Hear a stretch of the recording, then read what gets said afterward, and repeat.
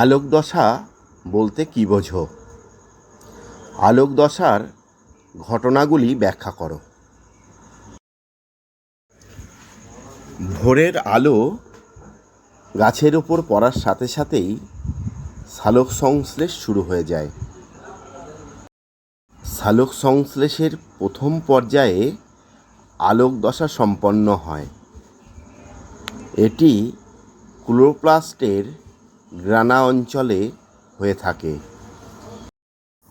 এখন আমরা আলোক দশার পর্যায়গুলোকে জানব। এই আলোক দশা 5টি পর্যায়ে সম্পন্ন হয়ে থাকে। 1. ক্লোরোফিলের সক্রিয়করণ। 2. জলের আয়নীকরণ বা ফটোলাইসিস। 3. অক্সিজেন নির্গমন। 4. বিজারিত NADPH গঠন। 5. ফটোফসফোরাইলেশন। এখন আমরা আলোক দশার 5টি পর্যায়কে ভালোভাবে বোঝার চেষ্টা করব। আলোক দশার প্রথম পর্যায়ে ক্লোরোফিলের সক্রিয়করণ। সূর্যালোকের ফোটন কণা গ্রহণ করে ক্লোরোফিল সক্রিয় হয়। সক্রিয় ক্লোরোফিল একটা ইলেকট্রন ত্যাগ করে, ফলে ক্লোরোফিলের মধ্যে একটি ইলেকট্রনের অভাব ঘটে। ইলেকট্রনের এই অভাব মেটানোর জন্য সালোক সংশ্লেষের দ্বিতীয় পর্যায়ে জলের আয়নীকরণ সম্পন্ন হয়ে থাকে।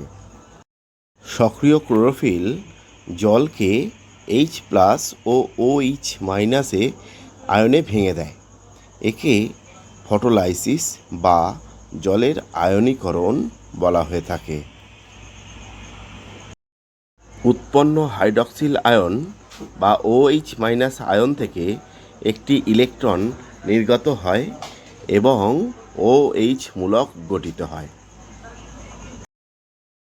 উৎপন্ন 4 অণু OH মূলক পরস্পরের সঙ্গে রাসায়নিক বিক্রিয়া করে 2 অণু জল এবং 1 অণু অক্সিজেন উৎপন্ন করে।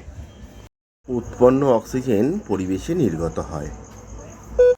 আলোক দশার চতুর্থ পর্যায়টি হল বিজারিত NADPH গঠন।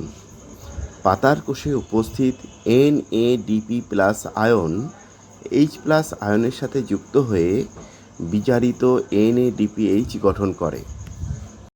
একটি NADPH এর মধ্যে 3টি ATP শক্তি বর্তমান থাকে। আলোক দশার শেষ পর্যায়টি হল ফটোফসফোরাইলেশন।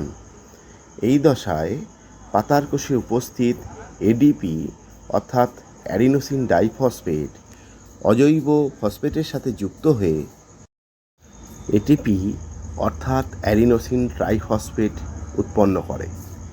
এই ATP উৎপাদন পদ্ধতিকে ফটোফসফোরাইলেশন বলা হয়ে থাকে।